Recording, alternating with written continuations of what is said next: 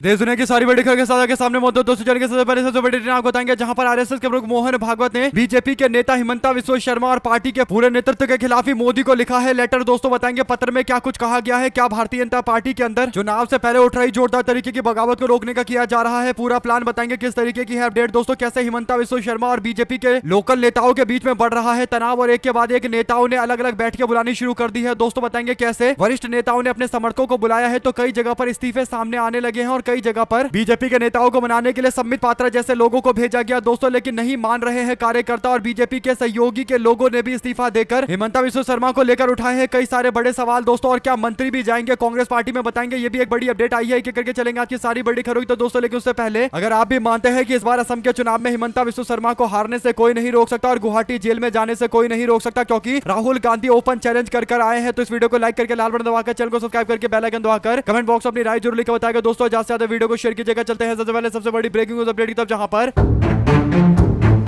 असम के अंदर सारी बड़ी पार्टियों ने लगभग अपने उम्मीदवारों का ऐलान पूरा कर दिया है दोस्तों। ऐसे में नामांकन भी लगातार भरा जा रहा है। बीते दिन भारतीय जनता पार्टी के असम के मुख्यमंत्री हिमंता बिस्वा शर्मा ने अपना नामांकन दाखिल कर दिया, लेकिन एक बड़ी अपडेट शाम होते होते आती है दोस्तों। अपडेट ये है कि इंडिया टीवी पर एक रिपोर्ट छपी है दोस्तों। इस रिपोर्ट में दावा किया जाता है कि आरएसएस के प्रमुख मोहन भागवत का एक पत्र सोशल मीडिया पर हर जगह लगातार चर्चा का विषय बना हुआ है दोस्तों। ये राष्ट्रीय स्वयंसेवक संघ से जुड़ा हुआ पत्र है, यानी मोहन भागवत के द्वारा लिखा गया पत्र बताया जा रहा है। इस पत्र में नरेंद्र मोदी को संबोधित करते हुए मोहन भागवत बोल रहे हैं कि असम के अंदर भारतीय जनता पार्टी अपनी मूल भावना से भटक चुकी है, यानी आरएसएस और बीजेपी की विचारधारा से पार्टी और सरकार पूरी तरीके से भटक चुका है। इसके पीछे सबसे बड़ा कारण यह बताया गया है कि कांग्रेस पार्टी से लाकर नेताओं को बड़ी जिम्मेदारी दी जा रही है और कांग्रेस से आए हुए नेता बड़े बड़े पोस्ट पर बैठे हुए हैं और जो पार्टी के कार्यकर्ता है जो असम बदलने की बातें करते थे उन सबको साइडलाइन कर दिया गया है। उनको पार्टी में ना तो कोई बड़ा पोस्ट मिल रहा है, ना संगठन के अंदर कोई पोस्ट मिल रहा है, यानी इनडायरेक्ट तरीके से हिमंता बिस्वा शर्मा के आने के बाद से पूरी तरीके से पार्टी और सरकार की कमान उन नेताओं के हाथ में चली गई है जो भारतीय जनता पार्टी के अपने ओरिजिनल नेता नहीं है, बल्कि कांग्रेस पार्टी से आकर बीजेपी में शामिल हुए थे। उनके हाथ में पार्टी का डायरेक्ट कंट्रोल चला गया है और जिन भाजपा के नेताओं ने कांग्रेस पार्टी सरकार के खिलाफ लड़ाई लड़ी थी वे नेता दूर दूर तक असम बीजेपी के अंदर नजर नहीं आ रहे हैं, यानी असम के अंदर कांग्रेस पार्टी के ही पुराने नेता भारतीय जनता पार्टी के अंदर बड़े बड़े पोस्ट पर पहुंच गए हैं और इसे पुराने और वैचारिक कार्यकर्ताओं में जबरदस्त तरीके की नाराजगी है, क्योंकि कांग्रेस से आए नेताओं के अंदर उनको काम करना पड़ रहा है और उनको चुनाव जिताने के लिए और उनके लिए काम करना पड़ रहा है, जबकि कार्यकर्ताओं ने इन्हीं नेताओं के खिलाफ लड़ाई लड़ी थी दोस्तों। इसके बाद आगे कहा जाता है कि असम के अंदर भारतीय जनता पार्टी का असली चेहरा खत्म हो चुका है, यानी भारतीय जनता पार्टी का कोई बड़ा नेता बीजेपी की पार्टी में मौजूद नहीं है दोस्तों। भारतीय जनता पार्टी का ओरिजिनल चेहरा नहीं है, बल्कि कांग्रेस से लाकर नेताओं को बड़े बड़े पोस्ट पर बिठाया गया है। ऐसे में हिमंता बिस्वा शर्मा ने भारतीय जनता पार्टी का बंटा धार कर दिया है। कुल मिलाकर दोस्तों आरएसएस के प्रमुख मोहन भागवत के लिखे गए चिट्ठी को लेकर जो बातें सबके सामने आ रही है दोस्तों वो एकदम सही है, क्योंकि पिछले ही दिनों कांग्रेस पार्टी के सांसद प्रद्युत बोरदोलोई ने अपने पोस्ट से इस्तीफा देकर बीजेपी में शामिल होने का फैसला लिया था। उससे पहले कांग्रेस के पूर्व अध्यक्ष भूपेन बोरा भारतीय जनता पार्टी में शामिल हो गए थे और कामाख्या दे पुरकायस्थ भी भारतीय जनता पार्टी में शामिल हो गए थे कांग्रेस को छोड़कर, जबकि वो कांग्रेस के विधायक थे दोस्तों। वहीं पर शाशी कांता दास भी भारतीय जनता पार्टी में शामिल हो गए थे। बसंत दास और नव ज्योति तालुकदार भी कांग्रेस पार्टी से बीजेपी में चले गए थे। संजू बरुआ भी कांग्रेस से बीजेपी में चले गए थे। तो जिस तरीके से कांग्रेस के नेताओं को बीजेपी अपनी पार्टी में शामिल करा रही है, खासकर हिमंता बिस्वा शर्मा पार्टी में शामिल करवा रहे ताकि पार्टी पर उनका पूरा कंट्रोल हो, इससे कहीं ना कहीं आरएसएस भड़क चुका है दोस्तों। आने वाले दिनों के अंदर आपस में फूट और ज्यादा बढ़ने वाली है। डिटेल में जानकारी आगे भी आप तक पहुंचाते रहेंगे, लेकिन असम को लेकर और भी अपडेट आई है दोस्तों। ताबड़तोड़ के बाद एक लगातार इस्तीफे हुए हैं, संबित पात्रा की बात नहीं माने हैं नेता, इस तरीके की सारी अपडेट आगे है दोस्तों। अपडेट यह है कि सबसे पहले भारतीय जनता पार्टी के नेता जोरहाट के पूर्व सांसद तपन गोगोई ने बड़ा ऐलान किया है। उन्होंने कहा कि वो अपने समर्थकों के साथ में बैठक कर रहे हैं और भारतीय जनता पार्टी के साथ में राजनीति करनी है या बीजेपी से अलग होकर राजनीति करनी है। आने वाले दिनों के अंदर हमारी क्या रणनीति होगी ये हम लोग तय करेंगे और उन्होंने अगली बैठक का ऐलान कर दिया है दोस्तों। बीजेपी के नेता अलग से बैठक कर रहे हैं। वहीं पर असम के ढोलोई से भारतीय जनता पार्टी के विधायक निहर रंजन दास ने अपनी पार्टी से इस्तीफा दे दिया। बीजेपी के अध्यक्ष को इस्तीफा सौंप दिया गया है। इसके साथ में दोस्तों आरएसएस के प्रमुख मोहन भागवत के द्वारा दिए गए बयान का असर जयंता कुमार दास के ऊपर भी पड़ा है। भारतीय जनता पार्टी के वरिष्ठ नेता है जयंता कुमार दास, जिनको मनाने के लिए संबित पात्रा को दिल्ली से भेजा गया था, लेकिन संबित पात्रा से मुलाकात करने के बाद बाहर निकलने के बाद असम के वरिष्ठ नेता और बीजेपी के उपाध्यक्ष जयंता कुमार दास ने कहा कि वो चुनाव जरूर लड़ेंगे। उन्होंने कहा कि संबित पात्रा को मैंने 2 दिनों का टाइम दिया है, अगर हमारी बात नहीं मानी गई तो फिर हम लोग चुनावी मैदान में उतरेंगे। यानी बीजेपी का नेता असम के अंदर भाजपा के खिलाफ बगावत का ऐलान कर चुका है और संबित पात्रा मनाने के लिए गए थे, लेकिन हाथ में कुछ मिला नहीं। संबित पात्रा को खाली हाथ लौटा दिया गया दोस्तों। वहीं पर अकेले बीजेपी नहीं बल्कि बीजेपी के सहयोगियों का भी बुरा हाल है दोस्तों, क्योंकि हिमंता बिस्वा शर्मा अपने हिसाब से टिकट बांट रहे हैं। ऐसे ही सेंट्रल गुवाहाटी सीट से एनडीए के सहयोगी एजीपी यानी असम गण परिषद के विधायक रामेंद्र कलिता ने अपनी पार्टी से इस्तीफा दे दिया है, असम गण परिषद छोड़ दिया है, क्योंकि भारतीय जनता पार्टी ने असम के अंदर गुवाहाटी सेंट्रल की सीट से दिलचस्प मुकाबला बनाते हुए विजय गुप्ता को मैदान में उतार दिया है दोस्तों, जो बिहार के रहने वाले हैं और बिहार के एक व्यक्ति को असम में चुनाव लड़वाया जा रहा है। जबकि कांग्रेस पार्टी ने यहाँ पर युवा नेता के तौर पर मौजूद कुकी चौधरी को मैदान में उतारा है, जो यहाँ की लोकल नेत्री है। तो ये बिहार वर्सेज असम वाला चुनाव बन चुका है। ऐसे में हिमंता बिस्वा शर्मा यहाँ भी होशियारी दिखा रहे हैं, लेकिन उनकी राजनीति फेल हो रही है, क्योंकि सहयोगी का जो वर्तमान विधायक है उसी ने पोस्ट से इस्तीफा दे दिया। और मामला यही नहीं रुकता है दोस्तों, बल्कि असम सरकार की मंत्री हिमंता बिस्वा शर्मा के कैबिनेट की मंत्री नंदिता गौरलौसा भी जल्द कांग्रेस पार्टी में शामिल हो सकती है। ये भी अपडेट चल रही है। तो हिमंता बिस्वा शर्मा दावा कर रहे थे कि वो पूरी कांग्रेस पार्टी तोड़ देंगे, लेकिन यहाँ तो भारतीय जनता पार्टी ही अलग अलग खेमों में बढ़ चुकी है दोस्तों। और सर्बानंद सोनोवाल जो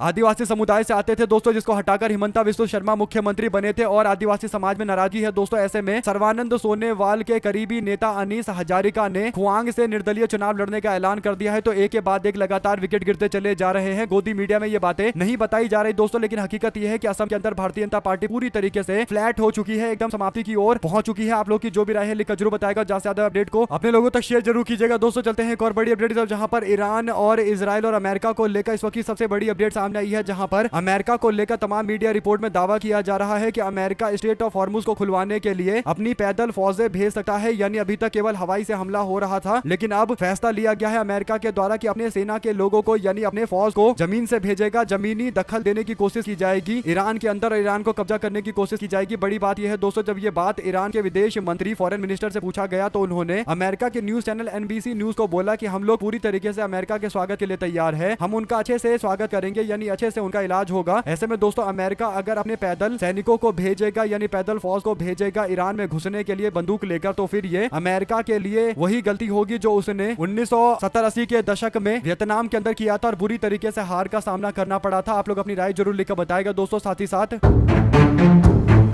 कुछ ऐसे देश होते हैं दोस्तों, बेशक वो छोटे हो लेकिन उनके हौसले काफी बुलंद होते हैं। कुछ ऐसा ही एक एग्जाम्पल सेट किया है श्रीलंका ने। श्रीलंका के जो प्रेसिडेंट है उनका एक बड़ा बयान आया है। श्रीलंका के राष्ट्रपति अनुरा कुमार दिसानायके ने एक बड़ा बयान देते हुए कहा है कि उनकी सरकार मार्च की शुरुआत में अमेरिका के 2 लड़ाकू विमानों को देश के साउथ के अंदर मताला इंटरनेशनल एयरपोर्ट पर उतरने की अनुमति देने से इनकार कर देती है। ये जानकारी उन्होंने अब दी है दोस्तों, यानी अपडेट अब आया है, क्योंकि श्रीलंका ने कहा कि वो अमेरिका को उनके देश के अंदर लड़ाकू जहाज को उतारने की अनुमति नहीं दे सकता। श्रीलंका ने कहा कि ये हमारी पॉलिसी है, हमारा फैसला है कि हम युद्ध में शामिल किसी देश की इस तरीके से मदद नहीं कर सकते कि दूसरा देश हमारे खिलाफ खड़ा हो जाए। यानी ईरान के खिलाफ अटैक करने वाला था अमेरिका और चाहता था कि उसको श्रीलंका में अपना प्लेन उतारने का मौका मिल जाए, लड़ाकू प्लेन उतारने का मौका मिल जाए, लेकिन श्रीलंका ने सिरे से इस बात को खारिज कर दिया है दोस्तों। इससे पता चलता है कि श्रीलंका को अपनी पॉलिसी के बारे में पूरा पता है कि हमें अमेरिका से कहां मिलकर रहना है, कहां अमेरिका के खिलाफ खड़ा होना है। और ऐसे में श्रीलंका जैसा एक छोटा सा देश अगर अमेरिका को आंख दिखा रहा है दोस्तों, तो बड़े देशों को भी इसे सीख लेनी चाहिए। आप लोग जानते हैं कि भारत की पॉलिसी क्या है अमेरिका को लेकर दोस्तों। ऐसे में नरेंद्र मोदी सरकार ने जो डील अमेरिका के साथ में किया है वही एक ऐसा डील है जिस पर लोग सवाल खड़ा कर रहे हैं कि आखिर अमेरिका ने भारत से इतने फायदे ले लिए और भारत को कोई फायदा नहीं दिया। ये एक तरीके से एक तरफा अमेरिका के पक्ष में डील रहा जो कहीं ना कहीं भारत को कमजोर करता है। ऐसे में श्रीलंका से भी सीख लेनी चाहिए। अगर आप भी मानते हैं कि बीजेपी सरकार को आवाजी कम और असली पॉलिसी पर ज्यादा ध्यान देना चाहिए तो अपनी राय जरूर लिखकर बताएगा। और श्रीलंका की क्या आप तारीफ करना चाहेंगे या फिर कुछ और कहना चाहेंगे दोस्तों, जो भी आपको लगता है श्रीलंका के बारे में लिखिएगा जरूर। चलते हैं एक और बिग न्यूज अपडेट की तरफ, जिसमें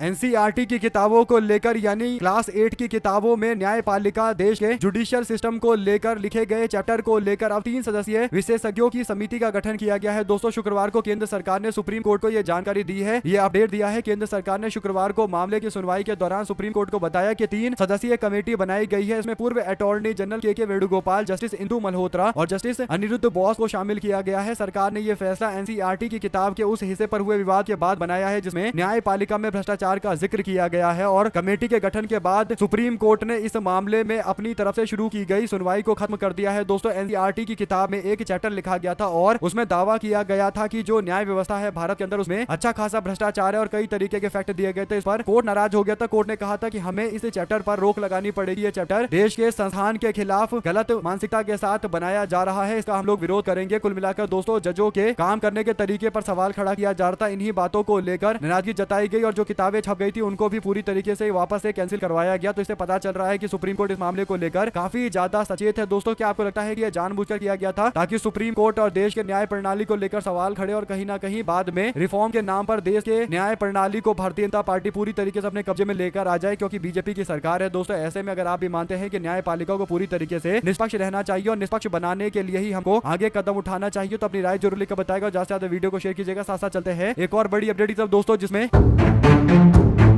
देश के अंदर बच्चों का भविष्य किस तरीके से बर्बाद किया जा रहा है। दोस्तों इसका एक बड़ा सा एग्जांपल सामने आया है। ये अपडेट है कश्मीर के दो नौजवानों को लेकर दोस्तों। एक है परवेज राशिद और दूसरे हैं जमशेद जहूर पॉल। इन दोनों को शुक्रवार को सितंबर 2018 के अंदर दिल्ली पुलिस गिरफ्तार कर लेती है। दोस्तों स्पेशल सेल ने गिरफ्तार कर लिया और आरोप यह लगाया कि इन दोनों लोगों के ISI आतंकवादी संगठन से नाम जुड़े हुए हैं। दोस्तों राशिद अपने फाइनल सेमेस्टर की तैयारी कर रहा था और पास होकर एक नौकरी पाने की कोशिश करने वाला था। दोस्तों ऐसे में राशिद को गिरफ्तार किया जाता है आतंकवादी से जुड़े मामले को लेकर, आतंकवाद से जुड़े मामले को लेकर। लेकिन अब 8 साल के बाद राशिद को जेल से छोड़ दिया गया है। दोस्तों यानी कानूनी लड़ाई के बाद राशिद और उसके परिवार की मानसिक प्रताड़ना से लेकर तमाम तरीके की प्रताड़ना के बाद अब सारे दावे झूठे पाए गए दोस्तों और जेल से छोड़ दिया गया है। पुलिस ने आरोप पत्र में कहा कि दोनों व्यक्ति उत्तर प्रदेश से जम्मू कश्मीर में हथियार ले जा रहे थे, उन्हें गिरफ्तार किया गया। उनके पास 2 पिस्तौल और 10 कारतूस के साथ साथ मोबाइल फोन और कुछ नोटबुक बरामद की गई। कुशवाहा ने दावा किया कि राशिद ने अप्रैल 2018 में उत्तर प्रदेश के दिदौली से प्राप्त 9 mm पिस्तौल के एक संपर्क व्यक्ति को मुहैया कराई थी। कुल मिलाकर दोस्तों इस तरीके के आरोप लगाए गए, लेकिन बाद में UAPA के तहत मामला दर्ज किया गया। 8 साल जेल में रखने के बाद अदालत ने कहा कि दोनों व्यक्तियों से जब्त किए गए मोबाइल फोन फोरेंसिक विश्लेषण के लिए भेजे जाने से पहले लगभग 2 महीने तक जांच अधिकारी की हिरासत में बिना सील किए हुए रखा गया था, जिससे छेड़छाड़ करने की आशंका पैदा होती है। अदालत ने कहा कि इसे मोबाइल फोन के साथ छेड़छाड़ का गहरा संदेह पैदा होता है, क्योंकि बिना किसी ठोस या संतोषजनक स्पष्टीकरण के उपकरण यानी मोबाइल लंबे समय तक जांच अधिकारी का पास नहीं रह सकता है। इसके बाद अदालत ने उस स्क्रीनशॉट को भी खारिज कर दिया है जिसमें कथित तौर पर दोनों युवाओं पर आरोप लगाया गया था कि इन्होंने आतंकवादी संचालकों के साथ में चैट किया है, यानी आतंकवादी गतिविधि में जुड़े लोगों के साथ में बातचीत की है। हालांकि दोस्तों मोबाइल फोन कई दिनों तक अधिकारी के पास था, तो उसमें छेड़खानी की गई, ये बात पूरी तरीके से तय दिखाई दे रही है। उसके बाद कोर्ट ने इन सारे आरोपों को खारिज करते हुए जेल से छोड़ दिया है, लेकिन लगभग 8 साल के बाद जेल से छूटे हैं दोस्तों। यानी सोचिए एक बच्चा जो फाइनल ईयर की तैयारी कर रहा था और 8 साल के बाद 20 से 25 लाख रुपए खर्च करने के बाद वो जेल से बाहर आया है, तो इस पर क्या किसी की कोई जिम्मेदारी बनती है? क्या किसी एक युवा के 8 साल बर्बाद कर देना, जो उसका गोल्डन पीरियड होता है, जिसमें वो नौकरी रोजगार पढ़ाई करता है और समाज के साथ साथ परिवार सबको आगे बढ़ाता है, ऐसे व्यक्ति को जेल में डाल देना, युवा को जेल में डाल देना दोस्तों, इससे बड़ा क्राइम क्या होगा? अगर आप भी मानते हैं कि जिस अधिकारी ने गिरफ्तार किया था और जांच पड़ताल कर रहा था, अगर उसको 16 साल जेल में नहीं रखा गया तो यहाँ कोई न्याय नहीं होगा। आप लोग की जो भी राय है दोस्तों इस पूरे मामले पर लिखकर जरूर बताएगा और ज्यादा से ज्यादा वीडियो को अपने लोग तक शेयर कीजिएगा दोस्तों। साथ साथ चलते हैं एक और बड़ी खबर की तरफ, जिसमें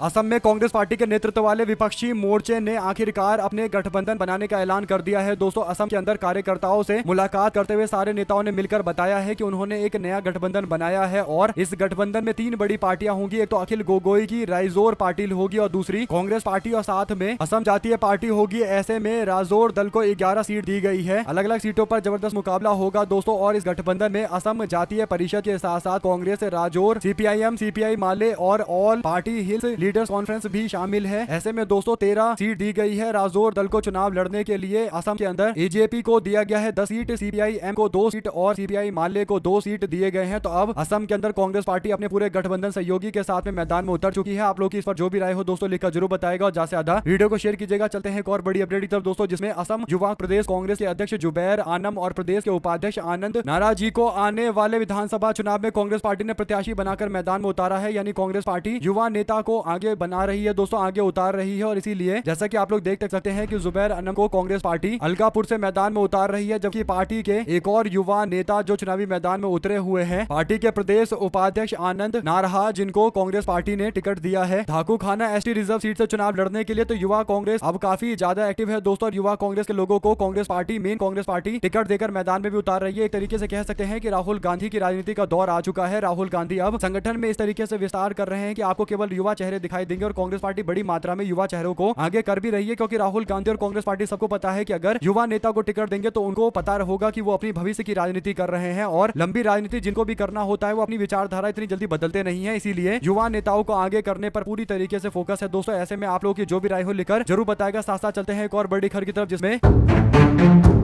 एक फिल्म है दोस्तों the voice of the Hind Rajab, इसे ऑस्कर अवार्ड के लिए भेजा गया है। फ्रांस में रिलीज हो गई, इटली, ब्रिटेन, ऑस्ट्रेलिया में भी रिलीज हो गई, बाकी दुनिया भर के कई देशों के अंदर रिलीज हो गई। यहाँ तक कि इजराइल में बेहद करीबी जो इजराइल का साथी देश है दोस्तों अमेरिका, वहां पर भी रिलीज हो गई, लेकिन भारत के अंदर रिलीज नहीं करने दिया गया। क्यों? क्योंकि डर है कि इजराइल को बुरा लग जाएगा, ये दावा करते हुए एक पोस्ट लिखा गया है दोस्तों। इसमें कहा गया कि फिल्म गजा के अंदर इजराइल के हमले में मारे गए एक 5 साल के बच्ची की कहानी को बताता है, एक बच्ची की कहानी को बताता है और इसे हाल ही में बनाया गया है दोस्तों। ये मामला कुछ दिनों पहले आया था। भारत के central board of film certification यानी CBFC ने ऑस्कर नामित film the voice of the Hind reserve को थिएटर में रिलीज करने पर रोक लगा दिया है। ये फिल्म ट्यूनीशियन डायरेक्टर काउथर बेथानिया की है और फिल्म भारत में रिलीज 6 मार्च को होने वाली थी, लेकिन CBFC यानी central board for film certification ने इस पर रोक लगा दी है दोस्तों। फिल्म एक असली घटना पर आधारित 2024 में गजा के अंदर इजरायली फोर्सेस ने एक कार पर हमला किया था, जिसमें 5 साल की बच्ची फिलिस्तीन की बच्ची हिंद रिजर्व फंसी हुई थी और वह फोन पर इमरजेंसी मदद मांग रही थी। बाद में उनकी मौत की खबर आ जाती है। फिल्म इस बच्ची की आखिरी सांसों के बारे में बताता है और काफी इमोशनल फिल्म है दोस्तों। लेकिन भारत के अंदर इसको बैन करने का क्या मतलब है, भारत में नहीं दिखाई देने का क्या मतलब है? कुल मिलाकर दोस्तों ऐसा लग रहा है कि मानो अमेरिका से भी ज्यादा इजराइल के करीबी दिखाने की कोशिशें देश के अंदर चल रही है। अगर आप भी मानते हैं कि जो लोग खासकर बीजेपी के लोग जो सरकार में बैठे हैं दोस्तों, इनकी मानसिकता इस तरीके की है कि एक फिल्म को रिलीज नहीं होने दे रहे क्योंकि इजराइल बुरा मान जाएगा, यही एकमात्र कारण हो सकता है, दूसरी कोई वजह दिखाई नहीं देती है। आप लोग इस पूरे मामले पर क्या राय देना चाहते हैं लिखकर जरूर बताएगा दोस्तों। चलते हैं एक और अपडेट की तरफ, जिसमें इंडियन ऑयल ने एक बड़ा दावा किया है दोस्तों। इंडियन ऑयल बताता है कि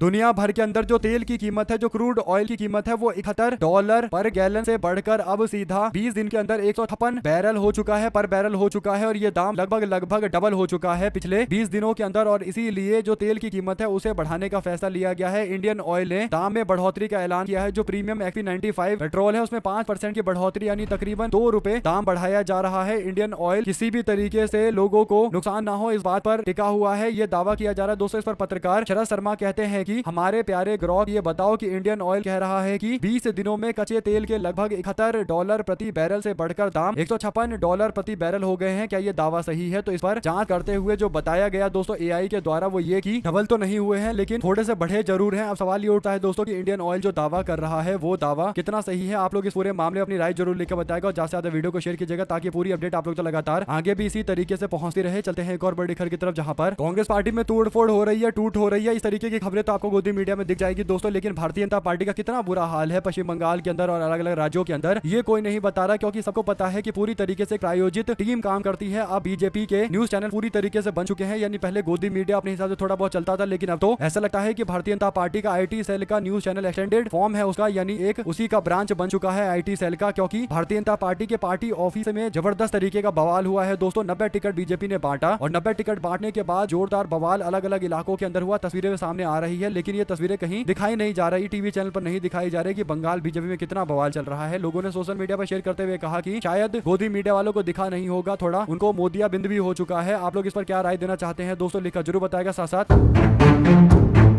स्वतंत्र भारत के मीडिया के इतिहास में एक अप्रत्याशित घटना देखने को मिली है। देश के अंदर सबसे पुरानी संस्थान में से एक संस्थान UNI ने एक बड़ा दावा किया है दोस्तों। उन्होंने बताया कि उनके दफ्तर पर, यानी देश की सबसे बड़ी मीडिया एजेंसियों में से एक एजेंसी UNI के दफ्तर परिसर में दिल्ली पुलिस और अर्धसैनिक बलों की भारी अमले ने तैनाती के साथ में पहले जो नोटिस दिया गया था उस पर खाली कराने का काम शुरू कर दिया। 9 रफी मार्ग पर स्थित परिसर से UNI का संचालन होता है दोस्तों, लेकिन अचानक से कुछ सरकारी अधिकारी दिल्ली पुलिस और अर्धसैनिक बलों के साथ में 300 जवान और अधिकारियों के साथ में कुछ वकीलों के साथ में परिसर में घुस गए और कर्मचारियों को तुरंत न्यूज रूम खाली करने की बात कही गई और परिसर से बाहर किए जाने का दबाव बनाया जाना शुरू कर दिया गया। उन्होंने कहा कि यदि कर्मचारी आराम से बाहर नहीं निकलते तो उन पर बल का उपयोग किया जाएगा, बल का प्रयोग किया जाएगा। कर्मचारी के कुछ समय देने और कंपनी प्रबंधन के आने का इंतजार करने के अनुरोध तथा नोटिस दिखाने की मांग पर उनके महिला कर्मचारियों सहित कुछ कर्मचारियों को जबरन घसीट कर मारकर सीटों से उठाया गया। यानी देश के सबसे बड़े न्यूज चैनलों में से एक दोस्तों, बल्कि यूं कहिए देश के सबसे बड़े न्यूज एजेंसी में से एक UNI के साथ इस तरीके का दुर्व्यवहार किया गया। वहां पर पुलिस फोर्स घुस गई पूरे दफ्तर के अंदर। इसे अफरा तफरी वाले मामले देखने को मिले तो इसे पता चलता है कि कैसे देश के अंदर मीडिया के साथ में व्यवहार किया जा रहा है दोस्तों, खासकर उन मीडिया के साथ में जो आप लोग जानते हैं कि उस पक्का सपोर्ट नहीं करते, जो लोग सरकार में है। ऐसे में UNI पर हुए इस हमले के मामले को लेकर लोगों ने इसकी कड़ी निंदा की है दोस्तों। आप लोग अपनी राय जरूर लेकर बताएगा। साथ साथ